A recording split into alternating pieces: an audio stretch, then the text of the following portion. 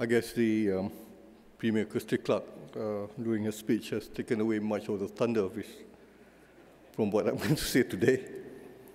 Anyways, it's good to be back here, and a pleasure to be in Vancouver again.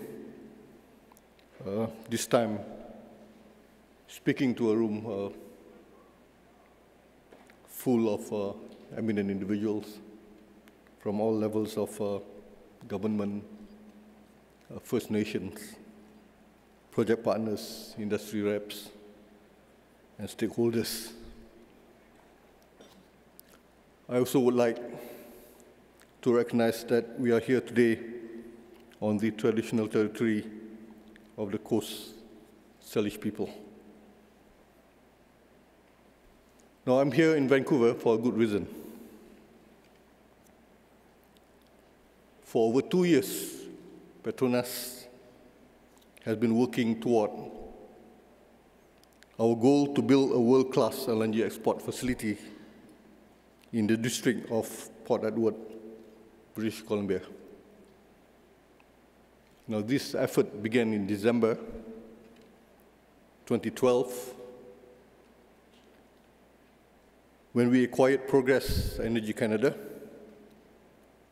and not long after that, we created its sister company, Pacific Northwest LNG, based right here in Vancouver.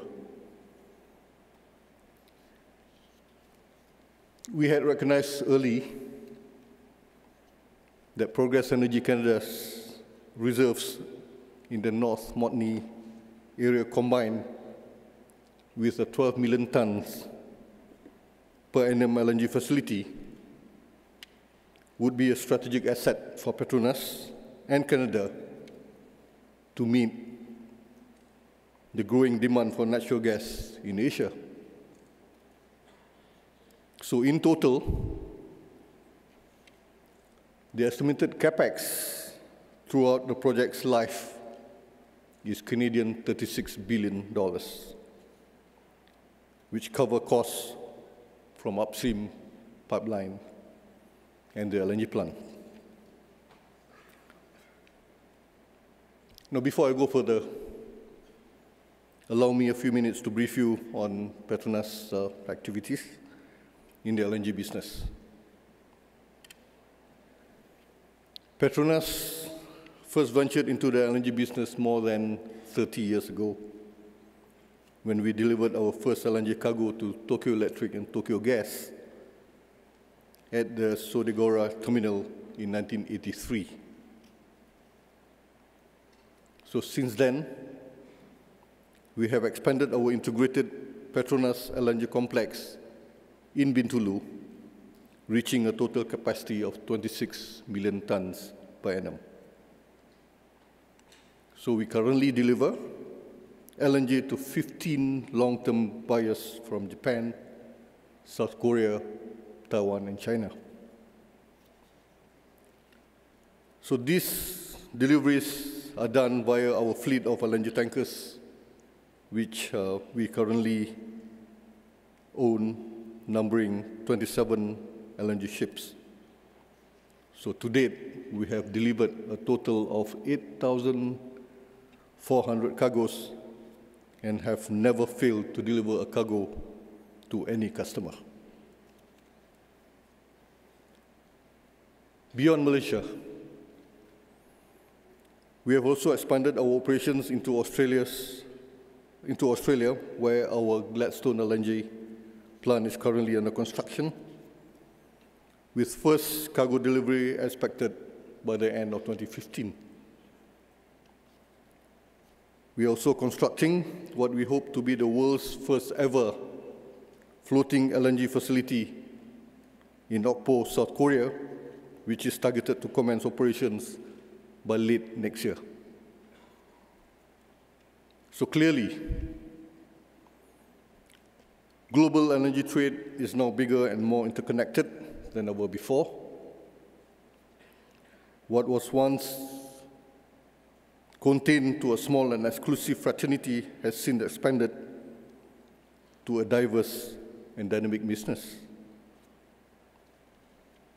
Now, through our global experience in over 3 decades, we believe PETRONAS is uniquely positioned to contribute to the development of a thriving LNG industry here in BC. So PETRONAS Pacific Northwest LNG facility in BC aims to fulfill that LNG demand pool from Asia. To date, we have secured 4 partners from 4 different countries, which is JAPEX, Indian Oil Corporation, Brunei Petroleum, and Sinopec, who are also off-takers of the LNG produced. And beyond this, Sinopec will further off-take another 3 million tons per annum, and we are also in talks with Indian Oil Corporation for further off-take arrangements. So in terms of approvals, we have received the National Energy Board export license to export over 19 million tons of LNG per annum from the Pacific Northwest LNG facility. On the upstream side, Progress Energy Canada is now BC's most active driller and permitter, with an expectation to have approximately 25 to 30 rigs up and running this summer. Currently, about 20% of total rigs in Canada are operated by Progress Energy Canada.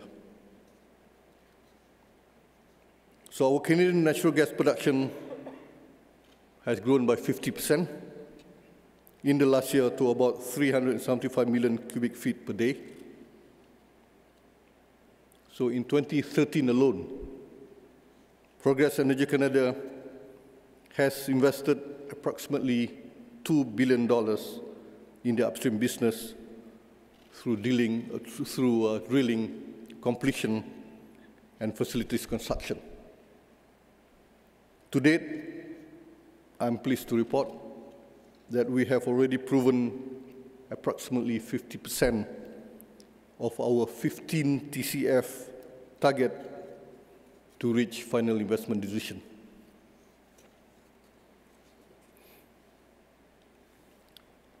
British Columbia already has the main ingredients to create a viable LNG industry with abundant natural gas reserves that are sufficient to support a sustainable and long-term investment. However, this is only one part of the equation. It is important to remember that demand of pipe gas from Canada's traditional off-takers are shrinking just as rapidly.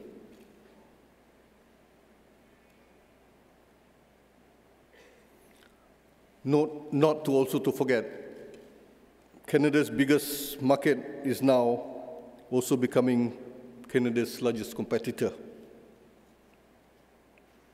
As you are all aware, there are many projects planned next door, and many of these are brownfield projects where they convert existing infrastructure to LNG liquefaction facilities, which is presumably faster. So as such, clearly, there is a need for a new outlet for all this abundant gas. So without an outlet, Canadian and BC gas is technically deemed as stranded gas. LNG not only unlocks this stranded gas by monetizing its value, it also connects BC gas to a multi-billion-dollar global industry. So without LNG, all these resources will come to naught. Thirdly, the competition to supply LNG is fierce across the globe, US and Qatar, to mention a few, have new and excess LNG supply to offer, and they too are targeting the same premium LNG buyers BC would be targeting. This means that project viability and competitiveness will be key in ensuring that LNG from BC is the preferable choice. So with these challenges in mind, how do we create a robust LNG industry in BC to ensure it becomes a global LNG center of choice? Now, in our experience, we believe that the key success factors to create a thriving LNG industry in BC can be grouped into the following 3 points. 1, attractive investment climate with a supportive fiscal framework. 2, strong market connectivity. And 3, community-based operations. So on the first point, in a competitive LNG industry, I cannot reiterate enough the importance of project competitiveness, economic viability, and pace. To capitalize on the prevailing LNG market conditions, PETRONAS had chosen an aggressive schedule for engineering design, gaining regulatory approvals, and ultimately to proceed to final investment decision by the end of this year. So the window to approve, build, and deliver the first cargo is short and very tight, considering the competition out there. In view of this, it is essential that targets and deadlines are met as set in the project timeline. In doing so, there must be an active private-public partnership with a long-term view in policy making. As a project, we must ensure that we offer the best value proposition to the LNG buyers amidst all the other competition. Investors require certainty and clarity in fiscal requirement and regulatory approvals. Governments must assist by creating a framework which supports the fast track and competitiveness of this project. In this accord, there are pivotal lessons to be learned from the Australian unconventional LNG experience. After experiencing the first wave of CBM to LNG investments, severe fiscal and regulatory policies were imposed, which added to the cost of doing business and had negatively impacted project economics. As a result, the anticipated second wave of investors shied away, and even current investors are scrutinizing the project viability. The LNG CBM boom fizzled out before it even took off. Now, British Columbia should not and must not make the same mistake. In all successful models, governments spurs investors by introducing frameworks which enhances the project's economic viability, such as tax breaks and incentives, not burden it with inhibitive policies. Only then can a project prosper for the mutual benefit of both parties. Remember, even a 40% tax of a non-project is still zero.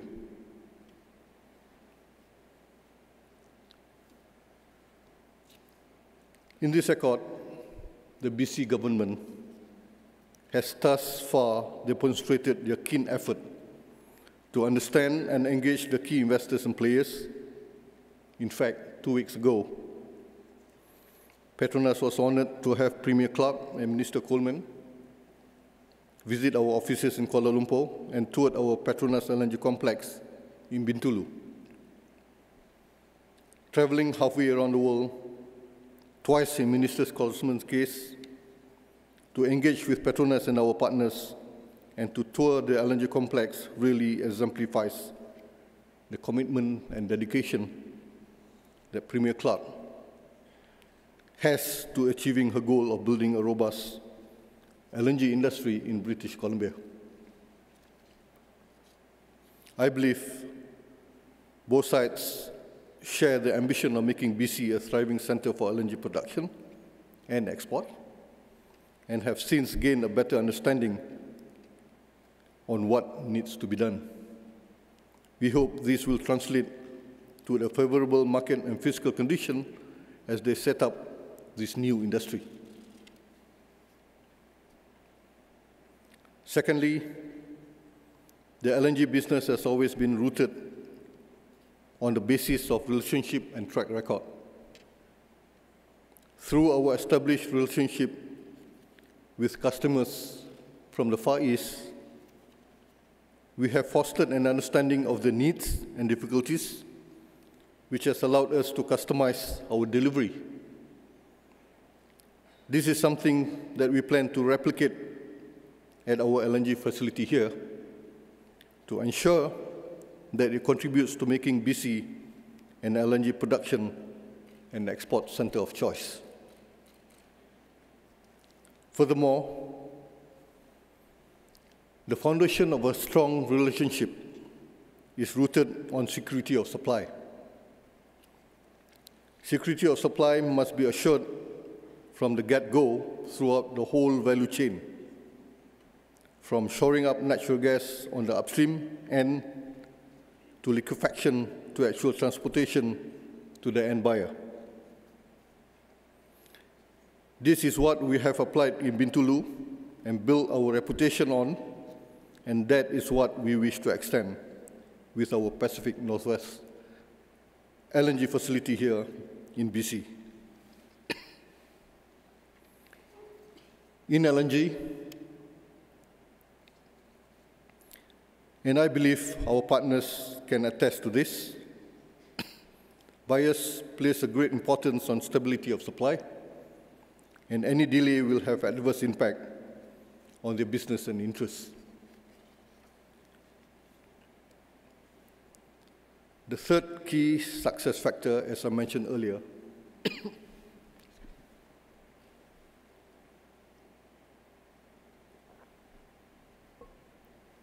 is establishing a community-based operation.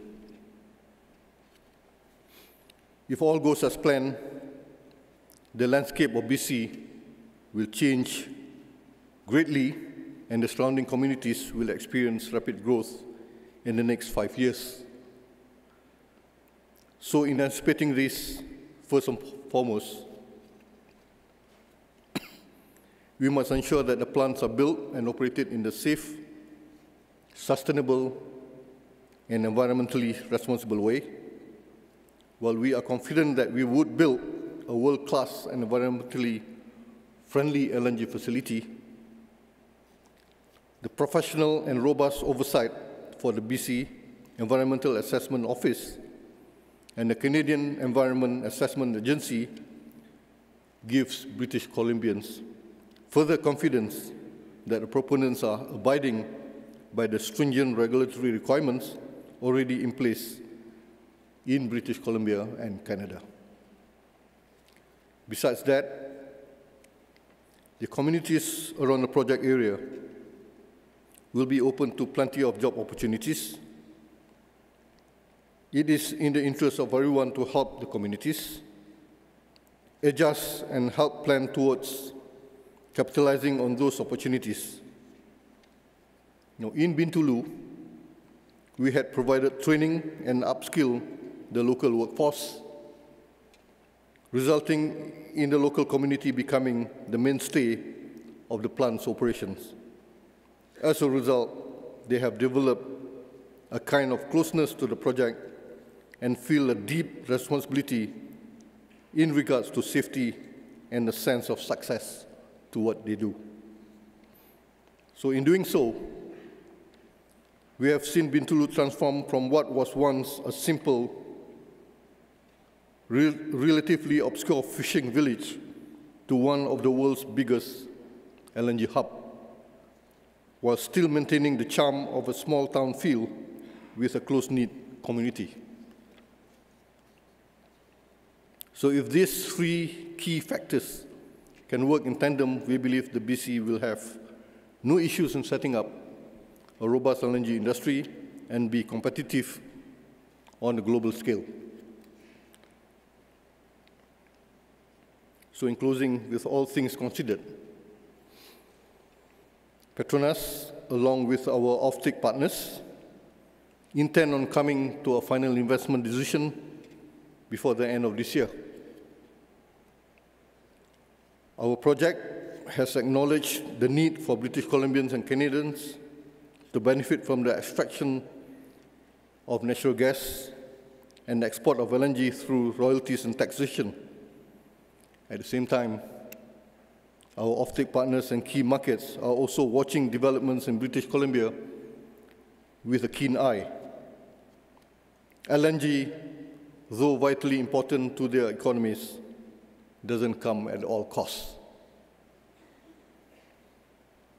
Come FID time, we will need to consider the fiscal environment, status of our regulatory process, market conditions, and other factors into account before deciding as to whether to proceed with this substantial project that represents tens of billions of future capital investment in BC and Canada. As part of our governance structure, we have in place a well-established stage gate in place and will not be able to FID the project if it does not make economic sense. It takes government and industry to work together to find mutually beneficial solutions that ensure that both sides have long-term certainty and clarity. We certainly hope all parties will look at the long term in providing a LNG-friendly investment climate. So let's not slaughter the goose before it even has a chance to hatch the golden egg. This is a once-in-a-lifetime opportunity for BC. We must be careful to not squander it away by banking on unrealistic expectations and misconceived perceptions. I hope this conference will provide the perfect platform for meaningful discourse between stakeholders to establish a thriving LNG industry right here in BC. So in closing, I'd like to congratulate the government of BC for the work they have done in organizing today's conference. I hope that if invited back to next year's conference, I will be able to provide all of you with not just a glimpse of things to come, but also an update on the construction activity from Fort St. John in northeast BC to Port Edward on the west coast to make the LNG industry a reality here in British Columbia. I thank you for your kind attention.